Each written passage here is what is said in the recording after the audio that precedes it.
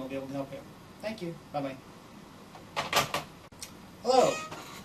If you've purchased this videotape because you're thinking about filing for bankruptcy or you know someone that is, you've done the right thing, because we're going to cover a lot of areas that can make a big difference in terms of how your bankruptcy is handled and how much you benefit as a result of filing. Now, the areas we'll be covering in this program are the following: how to get the most out of filing your bankruptcy, things to avoid that can cause you trouble in the bankruptcy process, what personal property you can keep and how much, the truth about credit and bankruptcy.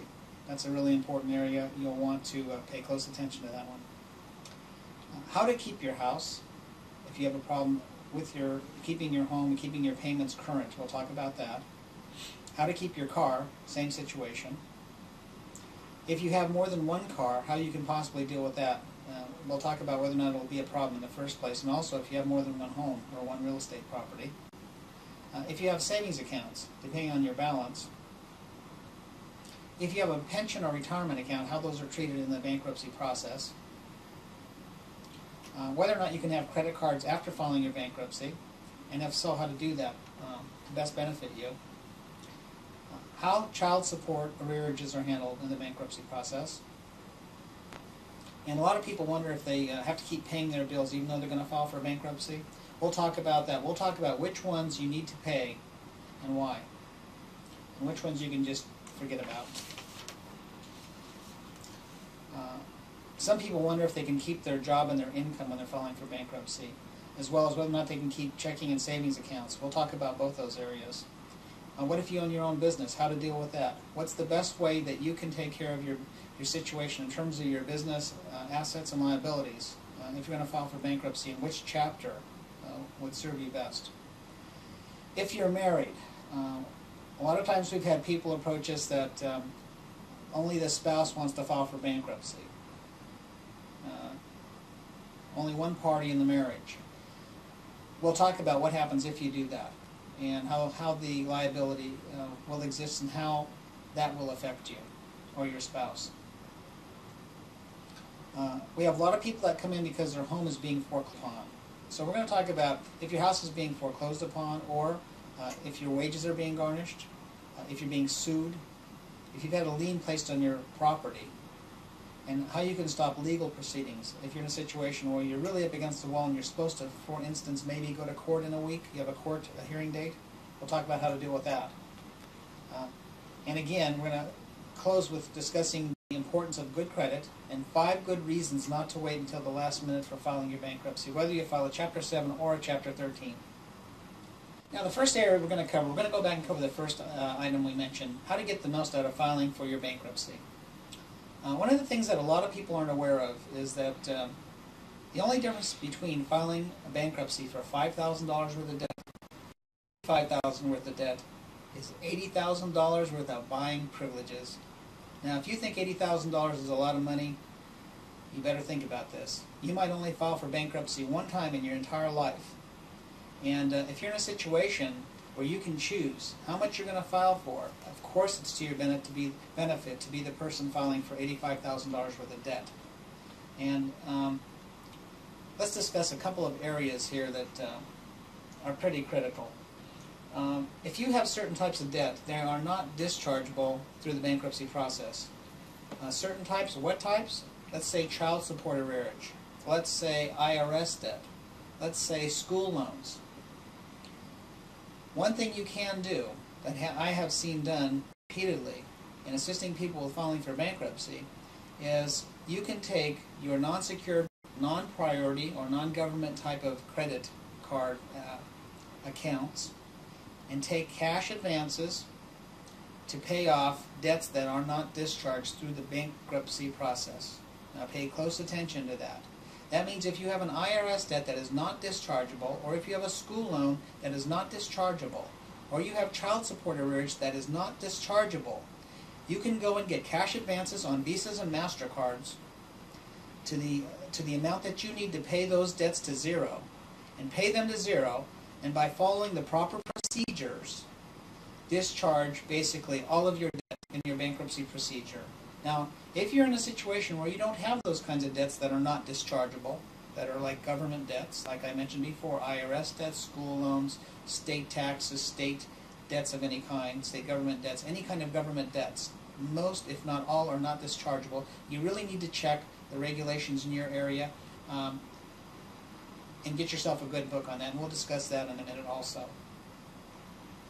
But the way to get around that is to use debt that is fully dischargeable, or credit that's fully dischargeable, get the money using that credit to pay those off, and then when you file for bankruptcy, it's all gone. You're fully discharged. The other thing you might want to think about is if you don't have those kinds of priority debts, you can have the benefits of that extra $80,000 of buying privilege. Go back to this for just a minute. When I'm talking about privileges, let's look at the other side of the coin. A person filing a bankruptcy for $5,000 and a person filing for $85,000 are going to suffer the same kinds of, what's the word for it, the same kind of inconveniences or consequences. And what are those going to be? Well, your credit is going to suffer for the next 10 years. Okay, no matter what state you're in, when you file, you're not going to get another Visa, MasterCard, store charge. You will be able to finance a home, you will be able to finance a car purchase, even a new car purchase, after a year or 2 year period. But you're not going to get credit cards again for 10 years. Whether or not you're filing for $5,000 or $95,000, it's not going to make any difference. So, the bottom line is, you can have the extra $80,000 or more worth of privileges if you just handle yourself right. And one way to do that is to find out everything you can find out and learn about the bankruptcy laws wherever it is that you're filing in your state. And it should be pretty clear and pretty much the same no matter where you are. Again, read the book that we reference at the end of this tape. Now this leads me to the next section, things to avoid that can cause you trouble. There are certain things that the bankruptcy court and the trustee and the judges look at when you're filing for bankruptcy. One of the things you have to really be cautious about is not taking your charge cards, your credit accounts, and running out and just charging to the max on everything and then running in the next month and filing for bankruptcy. That's fraudulent, and you don't want to be committing fraud, okay? So, let me tell you an example. The best thing I can do is just give you a story about a client that came into my office. In fact, I'll give you two examples. One client came into my office and had around $15,000 worth of debt. We went through the entire consultation, and we got to the end, and I asked him, in the last 4 months, had he run up any expenditures, say in excess of $300 with any one creditor? Now, the response I received from him is yes, almost all of the debt had been run up in the last 3 months, all $15,000. That's fraudulent. The second example went through the procedures properly. Before they went to consumer credit or financial fitness, the one thing they did do is that they made half payments on their accounts for about 2 months. So actually it created an 8-month buffer zone between the time they ran up their charges, and then it showed that they ran into a little financial trouble. They paid half of the minimum payment due each month on each of the accounts for 2 months, and then they went to consumer credit. You see there's a pattern here. Ran up the charges, got in over their heads, went and paid half of the debt for a while, then they started getting harassed by the creditor, then they went to consumer credit, got into the program, 6 months in the program, they're documenting their attempt to pay back all of the debt responsibly, and then came in and filed for Chapter 7 bankruptcy. You see what happens here? The first example, the guy ran out, charged up $15,000, $20,000, even though it was less money, far less money, but he charged it all up and then comes into my office like a month later and says, hey, I want to file for bankruptcy.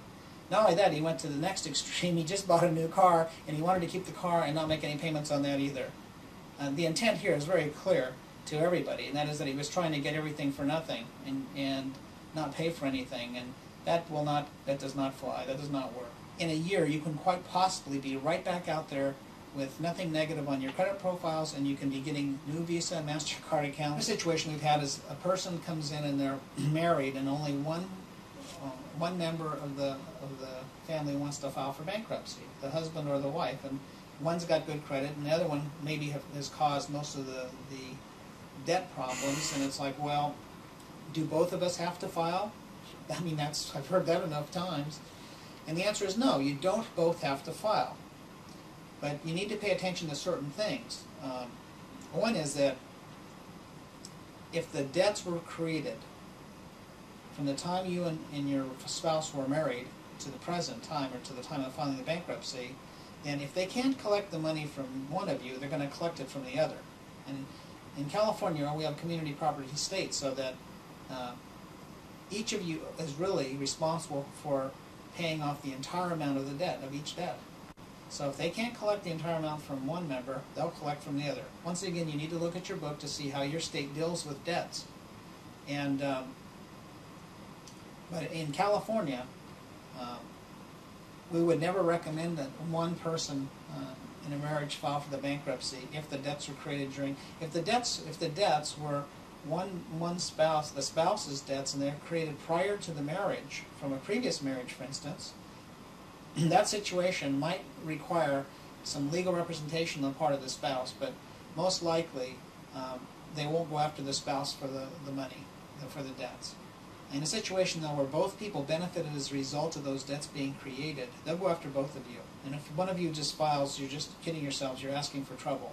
You both really need to file. You can deal with your credit problem by repairing your credit, and that's one way to resolve the situation and get rid of all the debts for once and for all. So think about that. So plan in terms of everything you're going to do, and think in terms of future debts. I mean, you need to take a look. If you have medical problems, a lot of people come into my office and file for bankruptcy, or want to know about filing for bankruptcy because they had an ailment, some type of a medical difficulty, and as a result, they've had to have $20,000 worth of surgery or whatever, or hospital stays, and they know they're going to go back in for another $20,000. Clearly, the time to file for bankruptcy is not before they know they're going to go in for another $20,000. Okay, if that's the situation, you wait till you know you're done. If you're in a situation that you can't afford it anyway, and you file in the middle of all that, you're going to come out of the bankruptcy owing another $20,000. That is not going to resolve your situation, and that's what the bankruptcy procedure is supposed to do, is basically get you started, resolved, so that you can go forward and start your life again without being devastated. And so if you're in that kind of a situation, again, another good reason to plan is to take a look at your situation, where you've been and where you're going. And if you think you're going to go into a more debt-producing situation, then that is not the time to file. Okay? So we're getting down to the end of the tape here, and the book I'm going to tell you about